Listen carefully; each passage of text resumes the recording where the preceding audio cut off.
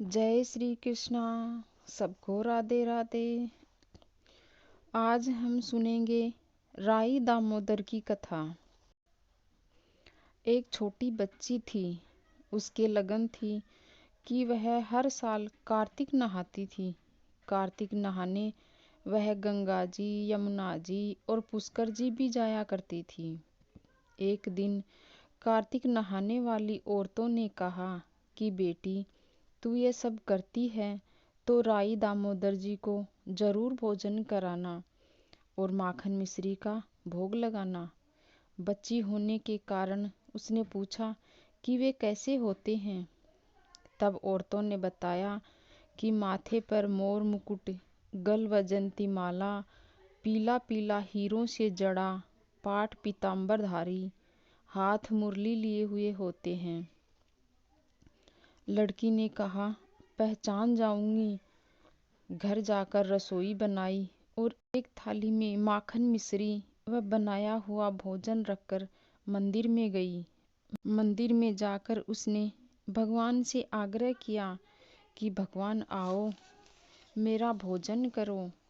बैठे बैठे बहुत देर हो गई, लेकिन भगवान नहीं आए। राई दामोदर को भोजन कराने वह शहर में निकल गई। वहाँ से जंगलों में, पहाड़ों में निकली, लेकिन भगवान नहीं मिले। सुबह से शाम हो गई। उसने फिर भगवान से पुकार लगाई, हे मोर मुकुटधारी, हे मुरली मनोहर, हे पाट पीताम्बरधारी, आओ जी, मैंने थाली सजाई है। आप जीमोगे तो मैं जीमूंगी। राई दामोदर जी ने लड़की की सच्चे मन की पुकार को सुनकर रहा न गया और एक ब्राह्मण का वेश धारण करके आए और बच्ची से बोले कि मुझे भोजन करा दे, मैं ही तेरा भगवान हूँ। बच्ची ने कहा कि मैं तुझे नहीं जिमाऊंगी, मुझे मेरे भगवान को जिमाना है।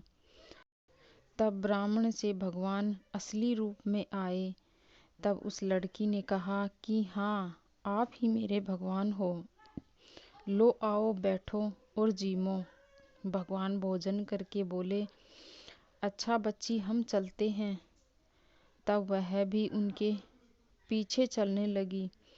तो कुछ देर में ही भगवान अंतर्ध्यान हो गए। बच्ची खुशी खुशी घर आकर बोली कि माँ, मैंने भगवान के दर्शन कर लिए और मेरे हाथों से उनको भोजन करा के आ रही हूँ। किसी ने विश्वास किया और किसी ने नहीं किया। जिनकी जैसी भावना, उसको वैसा ही फल मिलता है। हे भगवान, उस बच्ची को दर्शन दिए, वैसे सबको देना, सबकी इच्छा पूरी करना। कहानी सुनते, कहते, हुंकार भरते और सबके मन की इच्छा पूरी करना। जय हो राई दामोदर जी की।